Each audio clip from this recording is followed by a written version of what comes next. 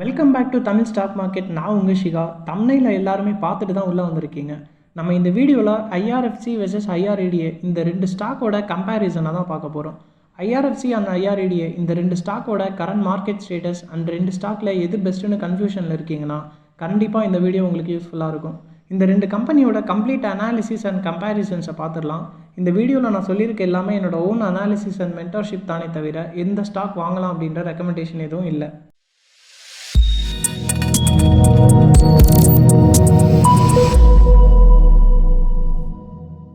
IRFC Indian railway finance corporation இந்த company ரயில்வேஸ்க்கு மட்டும் finance பண்ணுறதுக்கான ஒரு ஸ்பெசிஃபிக் கம்பெனி. ரயில்வேஸ்க்கே ஃபினான்சிங் பண்ணுறதுக்கு ஒரு கம்பெனி வேணும்னா கண்டிப்பாக வேணும்.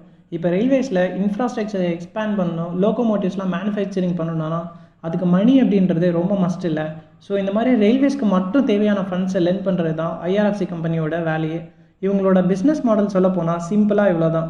ஓகே, ரயில்வேஸ்க்கே ஃபினான்சிங் பண்ணுறவங்கன்னா இவங்களுக்கு ஃபண்ட்ஸ் எங்கேருந்து வரும்? கேபிட்டல் மார்க்கெட்லேருந்து, பாண்ட்ஸ் மூலமாக, கான்ட்ராக்ட்ஸ், அப்புறம் நிறைய பேங்க்ஸோட லோன்ஸ், ஃபாரின் மார்க்கெட்லேருந்து, இந்தியாவோட ஈக்விட் மார்க்கெட் மூலமாகலாம் பணத்தை திரட்டி ரயில்வேஸ்க்கு இவங்க ஃபினான்ஸ் பண்ணிட்டு இருக்காங்க. இப்போ ஐஆர்எஃப்சி டேரெக்டாக இந்தியன் ரயில்வேஸ்க்கு ஃபினான்சிங் மட்டும் பண்ணுறதில்ல, ப்ராஜெக்ட் இன்வெஸ்டிங்கும் பண்ணுறாங்க. ப்ராஜெக்ட் இன்வெஸ்டிங்னா என்னென்னா, ஃபார் எக்ஸாம்பிள் இந்தியன் ரயில்வேஸ்க்கு ஒரு கம்ப்ளீட் ட்ரெயினையும் வேணும்னா கோச் எல்லாம் ஒரு பக்கம் செய்வாங்க, லோகோமோட்டிவ் என்ஜின் ஒரு பக்கம் செய்வாங்க. இப்படி ஒவ்வொரு பார்ட்ஸும் வேறு வேறு இடத்துல பண்ணி ஒரு செட்டு ட்ரெயினை வாங்குவாங்க. இந்த மாதிரி இந்தியன் ரயில்வேஸோட ப்ராஜெக்ட் பண்ணி கொடுக்குற கம்பெனிஸ்க்கும் லெண்டிங் பண்ணுறது தான் இந்த ஐஆர்எஃப்சி. ஒரு பர்டிகுலர் கம்பெனியோட ப்ராஜெக்ட்லேயும் இன்வெஸ்ட் பண்ணுறாங்க, அதுக்கான இன்ட்ரெஸ்ட்டையும் ஏர்ன் பண்ணிக்கிறாங்க. இவங்க இதோட மட்டும் ஸ்டாப் பண்ணுறதில்ல, அசெட் லீசிங்கும் பண்ணுறாங்க. அசெட் லீசிங்னா எப்படின்னா, ப்ராஜெக்டில் இன்வெஸ்ட் பண்ணுறாங்கன்னு சொன்னேன்ல, அந்த ப்ராஜெக்டை பண்ணுற கம்பெனிக்கும் லெண்டிங் பண்ணிவிட்டு அந்த கம்பெனியை ரெடி பண்ணுற ப்ராஜெக்டை இந்தியன் ரயில்வேஸ்க்கு லீஸுக்கு விட்டு அதில் வர ஃபண்டை ரொட்டேஷன் பண்ணிடுவாங்க. ஒரு எக்ஸாம்பிளோட ப்ரீஃபாக சொல்கிறேன், புரியுதான்னு பாருங்கள். இப்போது இந்தியன் ரயில்வேஸ்க்கு ஒரு 10 லோகோமோட்டிவ் வேணும்னு வச்சுக்கோங்களேன். அந்த லோகோமோட்டிவை ரெடி பண்ணுற கம்பெனிக்கு ஃபினான்சிங் பண்ணுவாங்க. அந்த லோகோமோட்டிவை அப்படியே ரெடி பண்ணதுக்கப்புறம் அந்த ப்ராஜெக்ட் அப்படியே எடுத்துகிட்டு போயிட்டு ஒரு இந்தியன் ரயில்வேஸில் ஒரு 15 இயர்ஸ், 30 இயர்ஸ், 50 இயர்ஸ்ன்னு சொல்லிட்டு அந்த ரயில்வேஸில் லீஸுக்கு கொடுத்துருவாங்க. அந்த லீஸில் கிடைக்கிற அமௌண்ட்டை பார்த்திங்கன்னா ரொட்டேஷன் பண்ணி அதில் வர இன்ட்ரெஸ்ட்டை ஏர்ன் பண்ணிப்பாங்க. அப்போது ப்ராஜெக்ட்டுக்கு லெண்டிங் பண்ணி அதில் ஒரு வருமானம், அந்த ப்ராஜெக்டை ரயில்வேஸ்க்கு லீஸுக்கு கொடுத்து அதில் ஒரு வருமானம். அவன் பொருளை எடுத்து அவனே போடுறதான் இந்த ஐஆர்எஃப்சி. ஐஆர்எஃப்சியில் பிஸ்னஸ் எப்படி நடக்குதுன்னு இப்போ கிளியராக புரிஞ்சிருக்குன்னு நினைக்கிறேன். நெக்ஸ்ட்டு இவங்க கரண்ட் மார்க்கெட் ஸ்டேட்டஸ் எப்படி இருக்குன்னு பார்க்கலாம். ஐஆர்எஃப்சியோட current market capital 1,86,096 crores. So இது ஒரு லார்ஜ் கேப் கம்பெனி தான். ஸ்டாக்கோட PE 30.82, sector PE 23.83, PB ratio பார்த்தீங்கன்னா 3.86, இபிஎஸ் 4.62 இருக்குது. புக் வேல்யூ 36.92, ஃபேஸ் வேல்யூ 10, டிவைடட் yield 1.05%. இந்த வீடியோ கண்டென்ட் பண்ணும்போது ஸ்டாக்கோட கரண்ட் ப்ரைஸ் பார்த்தீங்கன்னா 142.35 ருபீஸாக இருக்குது. 52 வீக்ஸ் லோ பார்த்தீங்கன்னா 25.5, 52 வீக்ஸ் ஹை பார்த்தீங்கன்னா 192.8 இருக்குது. ஐஆர்எஃப்சியோட கரண்ட் மார்க்கெட் ஸ்டேட்டஸை அனாலிசிஸ்க்கு ரெஃபரன்ஸ் எடுத்துக்கோங்க. இப்போது கம்பேரிசனில் இருக்க ஐஆர்இடியோட business model and current market status பார்த்துட்டு ஃபினான்ஷியல்ஸ் எப்படி இருக்குது, எந்த ஸ்டாக்கை கன்சிடர் பண்ணலான்னு பார்க்கலாம். 1987 இந்தியன் ரினியூவபிள் எனர்ஜி டெவலப்மெண்ட் ஏஜென்சின்னு ஒரு கவர்மெண்ட் என்டர்பிரைசஸை ஆரம்பிக்கிறாங்க. ரினியூவபிள் எனர்ஜி ப்ராஜெக்ட்ஸுக்கு ஃபினான்சிங் பண்ணுறது தான் இந்த கம்பெனியோட பிஸ்னஸே. ரினியூவபிள் எனர்ஜியை பற்றின இன்ஃபர்மேஷன் அண்ட் ரினியூவபிள் எனர்ஜி செக்டாரில் இருக்கக்கூடிய சுஸ்லான் எனர்ஜியை பற்றி ஒரு கம்ப்ளீட் அனாலிசிஸ் வீடியோ நம்ம சேனலில் போட்டிருக்கேன். லிங்க் டிஸ்கிரிப்ஷனில் இருக்குது. இந்த வீடியோவை பார்த்துட்டு அந்த வீடியோவும் பார்த்தீங்கன்னா ஐஆர்இடியோட அனாலிசிஸ் ஈஸியாக இருக்கும். ஐஆர்இடிஏ ஒரு நான் பேங்கிங் ஃபினான்ஷியல் கம்பெனி தான். இப்போது ரினியூவபிள் எனர்ஜியில் பவர் ப்ரொடக்ஷன் பண்ணுறதுக்கு தான் இந்தியாவோட ஒரு பெரிய மிஷனாகவே இருக்குது.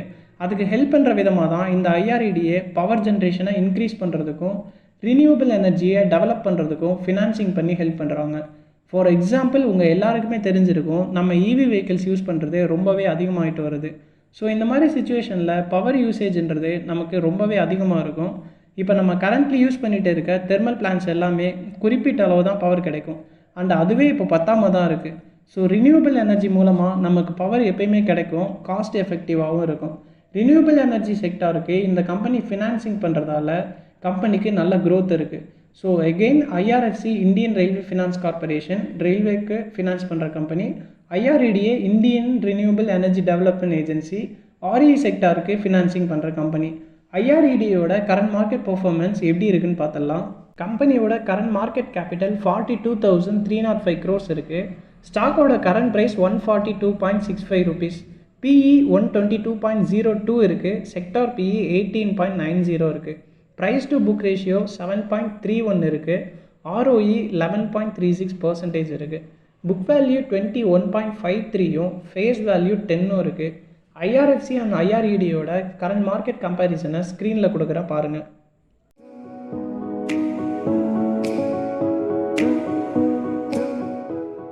ஓகே, இப்போ IRFC அண்ட் IREDயோட ஃபினான்ஷியல் கம்பேரிசன்ஸை பார்த்துடலாம். ஃபஸ்ட்டு குவார்ட்டர் ரெவன்யூ எப்படி இருக்குன்னு பார்க்கலாம். December 2022 IRFC 6,222 crores revenue, IREDA 869 crores revenue. At the same time பார்த்தீங்கன்னா டிசம்பர் 23க்கு பார்த்தா IRFC 6,745 crores-ம் IREDA 1,253 crores-ம் இருக்குது. ரெண்டு கம்பெனியுமே கிராஜுவலாக தான் ரெவன்யூ பார்த்துருக்காங்க. இதே ப்ராஃபிட் எப்படி இருக்குன்னு பார்க்கலாம்.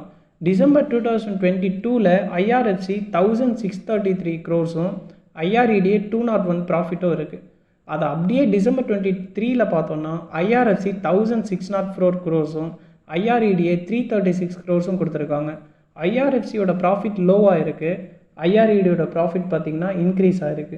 ரெண்டு ஸ்டாக்கில் எதை கன்சிடர் பண்ணலான்னு பார்க்க நெக்ஸ்ட்டு வர டீட்டெயில்ஸ் எல்லாம் கொஞ்சம் கவனமாக பார்த்துக்கோங்க.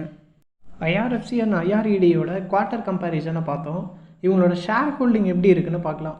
IRFCயோட ஷேர்ஸை promoters 86.36%, FIAS 1.15%, DIS 0.76%, mutual fund 0.40%, retail 11.33% hold பண்ணுறாங்க. IREDயோட ஷேர்ஸை promoters 75%, FISS 3.95%, DIS 4.16%, mutual funds 3.94%, retail 12.95% hold பண்ணுறாங்க. ஜென்ரலாகவே ஷேர் ஹோல்டிங் பேட்டர்ன்ஸில் FISோட இன்வெஸ்ட்மெண்ட் அதிகமாக இருந்தாலே அது ஒரு குவாலிட்டியான ஸ்டாக்காக நம்ம கன்சிடர் பண்ணலாம். IRFCயை விட IREDAல FISோட ஹோல்டிங்ஸ் அதிகமாக இருக்குது, பட் ப்ரொமோட்டர் ஹோல்டிங்ஸ் IRFC ஸ்டாக்கில் தான் அதிகமாக இருக்குது. IRFC ஸ்டாக்கில் பார்த்தீங்கன்னா ஷேர் ஹோல்டிங்ஸ் சேஞ்சுன்றது ரீட்டைலில் மட்டும்தான் நடந்திருக்கு. டிசம்பர் 2022 ரீட்டைல் ஹோல்டிங் 9.67% இருந்தது, இப்போது 11.33% ஆகிருக்கு. இது நோட் பண்ண வேண்டிய விஷயம். HDFC, நிப்பான் இந்தியா, மோதிலால் ஆஸ்வால்னு பெரிய மியூச்சுவல் ஃபண்ட்ஸும் இதில் ஹோல்டு பண்ணுறாங்க. நெக்ஸ்ட்டு இந்த ரெண்டு ஸ்டாக்லேயும் உள்ள அட்வான்டேஜஸ் அண்ட் டிஸ்அட்வான்டேஜஸ் என்னென்னு பார்க்கலாம். அதுக்கப்புறம் உங்களுக்கு எந்த ஸ்டாக் கன்சிடர் பண்ணலான்னு ஒரு ஐடியா கிடைக்கும். ஃபஸ்ட்டு IRFCயோட அட்வான்டேஜஸை பார்க்கலாம். இந்தியாவில் largest and most using public டிரான்ஸ்போர்ட்னா அது ட்ரெயின் தான். ஸோ இவங்க ரயில்வேக்கு ஃபினான்ஸ் பண்ணுறதால இவங்க பிஸ்னஸில் ஒரு ஸ்டெபிலிட்டி இருக்கும். ரயில்வேஸ்லேயே பார்த்தீங்கன்னா புது புது அப்டேட்ஸ் அண்ட் நியூ இன்வென்ஷன்ஸ்லாம் வந்துகிட்டே இருக்குது. இந்த மாதிரி அப்டேஷன்ஸ் வரும்போது கம்பெனியோட க்ரோத்தும் மேலே போகும். ஃபார் எக்ஸாம்பிள், நம்ம எல்லாருமே இதுக்கு முன்னாடி எக்ஸ்பிரஸ்ஸு, சூப்பர் ஃபாஸ்ட்னு இந்த மாதிரி நார்மல் ட்ரெயின்ஸில் தான் போனோம். பட் இப்போ வந்தே பாரத்னு ஒரு புது இன்வென்ஷனில் இருக்கும். இந்த மாதிரி புது புது ப்ராஜெக்ட்ஸ் வரும்போது கம்பெனி இன்னும் அதிகமாக அவங்களுக்கு ஃபினான்ஸ் பண்ணி ஏர்ன் பண்ணுவாங்க. இந்தியன் ரயில்வேஸ்க்கு ட்ரெயின்னா பேசஞ்சர் ட்ரெயின் மட்டும் இல்லை, கூட்ஸ் ட்ரெயினும் இருக்குது. ஸோ அதோட நீட்ஸும் இருக்கும்போது IRFCயோட ஃபினான்சிங்கிறது ரயில்வேஸ்க்கு அதிகமாகவே தேவைப்படும். IRFCயோட இன்ட்ரெஸ்ட் ஏர்னிங்ஸ் எல்லாமே லோகோமோட்டிவ் இன்ஜின்ஸ், கோச்சஸ், வேகன்ஸ் எல்லாம் அசெட் லீசிங் பண்ணுறதுல 48%, RVNL, ரெயில்டெயில் இந்த மாதிரி ரயில்வே ப்ராஜெக்ட்ஸை டெவலப் பண்ணுற கம்பெனிஸ்க்கு ஃபினான்ஸ் பண்ணுறதுல அதில் ஒரு 48%, ப்ராஜெக்ட் மேனேஜ்மெண்ட்டில் ரிமைனிங் 4% கிடைக்குது. நெக்ஸ்ட்டு பாயிண்ட்டு, இவங்க ஒரு கவர்மெண்ட் என்டர்பிரைசஸ்ன்றதால இன்வெஸ்ட்மெண்ட் ரிஸ்க்ன்றது கம்மியாக இருக்கும். நெக்ஸ்ட்டு IRFCயோட டிஸ்அட்வான்டேஜஸ் என்னென்னு பார்க்கலாம். ரயில்வே செக்டார்ஸ் எல்லாமே ப்ரைவேட் செக்டாருக்கு போகிற மாதிரியான ப்ரொபோசல்ஸ் எல்லாமே இந்தியாவில் கரண்ட்லி இருக்குது. ரீசெண்டாக உங்களுக்கே தெரிஞ்சிருக்கும், கோயம்புத்தூர் டு ஷீரடி ஒரு ப்ரைவேட் ட்ரெயின் ஆப்ரேட்டில் இருக்குது. SRன்னு ஒரு கம்பெனி ஏதோ தான் அதை ரன் பண்ணுறாங்க. இப்படி ப்ரைவேட் சைடில் போகும்போது அதோட ப்ராஜெக்ட்ஸ் அண்ட் ஃபண்டிங் எல்லாமே அவங்க ஓன் வில்லிங்கில் தான் இருக்கும். அப்போது IRFCயோட ரெக்குயர்மெண்ட்டு அவங்களுக்கு தேவைப்படாமல் கூட போகலாம். BSNL கம்பெனி பற்றி உங்களுக்கு எல்லாருக்குமே தெரிஞ்சிருக்கும்னு நினைக்கிறேன். ஒரு 20 இயர்ஸ் முன்னாடிலாம் ஒரு மொபைல் வாங்குறீங்கன்னா லேண்ட்லைன் இல்லை அந்த மாதிரி இருக்குன்னா BSNL ஆப்ரேட்டடாக தான் இருக்கும். பட் இப்போ பாருங்கள், ஏர்டெல், ஜியோ, வோடஃபோன்னு நம்ம எவ்வளவோ யூஸ் பண்ணுறோம். இப்போயுமே BSNL இருக்குது, பட் அதோட டாமினன்ஸ் அப்படின்றது மார்க்கெட்டில் ரொம்ப கம்மியாக தான் இருக்குது. ஸோ இந்த மாதிரி புது புது கம்பெனி ஸ்பெஷலைஸ்டாக உள்ளே வரும்போது IRFC ஃபியூச்சரில் பெர்ஃபார்ம் ஆகாமல் இருக்கவும் வாய்ப்பு இருக்குது. நெக்ஸ்ட்டு IREDயோட அட்வான்டேஜஸ் அண்ட் டிஸ்அட்வான்டேஜஸ் என்னன்றதை பார்த்துடலாம். IREDA ரினியூவபிள் எனர்ஜி செக்டாருக்கு ஃபண்டிங் பண்ணுறதால ரினியூவபிள் எனர்ஜி செக்டார் பூம் ஆகும்போது இந்த ஸ்டாக்கும் ஒரு ஹைக்கில் போகிறதுக்கான சான்சஸ் இருக்குது. இப்போ ரீசெண்டாக இந்தியன் பட்ஜெட்டில் கூட சொல்லியிருந்தாங்க, சோலார் பேனல்ஸ் வீட்டில் வைக்கிறதுக்கு எல்லாமே சப்சிடி தர போகிறாங்க. இந்த சப்சிடி எல்லாமே இந்த கம்பெனி மூலமாக தான் ப்ரொவைட் பண்ணுவாங்க. இவங்க கவர்மெண்ட் ஆஃப் இந்தியா ஆப்ரேட்டட் கம்பெனின்றதுனால ரிஸ்ட்ரிக்ஷன்ஸ் ஆன் டெபாசிட்டரிஸ் எல்லாமே ரொம்ப குறைவு தான்.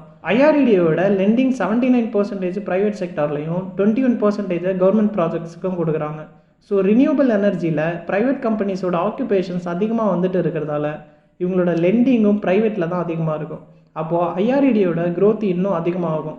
ஐஆர்இடியோட டிஸ்அட்வான்டேஜ் என்னென்னா, ரினியூவபிள் எனர்ஜி செக்டாரில் ஃபண்டிங் பண்ணுறதால ஐஆர்இடியை மட்டும் இன்வால்வ் ஆகலை, இவங்களோட பியர் கம்பெனிஸான ஆர்இசி, பிஎஃப்சின்னு இம்பார்ட்டண்ட்டான இன்னும் ஒரு 6 கம்பெனிஸ் எல்லாம் இருக்காங்க. அந்த கம்பெனிஸ் எல்லாமே ஐஆர்இடியோட செப்பரேட் ஃபண்டமெண்டல் அனாலிசிஸ்க்கு ஒரு தனி வீடியோ போடுறேன், அதில் பார்க்கலாம். பிஆர் கம்பேரிசன் பார்க்கும்போது ஐஆர்இடியை மற்ற கம்பெனிஸை விட லோ பர்ஃபார்மன்ஸ் தான் பண்ணுறாங்க. ஐஆர்இடிஏ கம்பெனி வெறும் ரினியூவபிள் எனர்ஜியை மட்டும் பேஸ் பண்ணி லோன் பண்ணுறதுனால டிஸ்ட்ரிபியூஷன் அண்ட் இன்ஃப்ராஸ்ட்ரக்சர்னு பவர் ஓரியன்டான ப்ராஜெக்ட்ஸ்லாம் கான்சென்ட்ரேட் பண்ணவே இல்லை. பட் காம்படிட்டிவ் கம்பெனிஸ் எல்லாமே இதோட சேர்த்து பண்ணுறதால ஐஆர்இடியோட பிஸ்னஸ் க்ரோத் கம்மி தான். ஸோ ஐஆர்எஃப்சி அண்ட் ஐஆர்இடிஏ இது ரெண்டோட கம்பேரிசன் பார்த்ததில் மேக்ஸிமம் எல்லா டீட்டெயில்ஸையும் கொடுத்துருக்கேன். இந்த 2 ஸ்டாக்கில் எந்த ஸ்டாக்கை நம்ம கன்சிடர் பண்ணலான்னு பார்த்தா என்னோட ப்ரிஃபரன்ஸ் ஐஆர்எஃப்சியை ஷார்ட் டேர்முக்கும் ஐஆர்இடிஏவை லாங் டேர்முக்கும் பண்ணலாம்.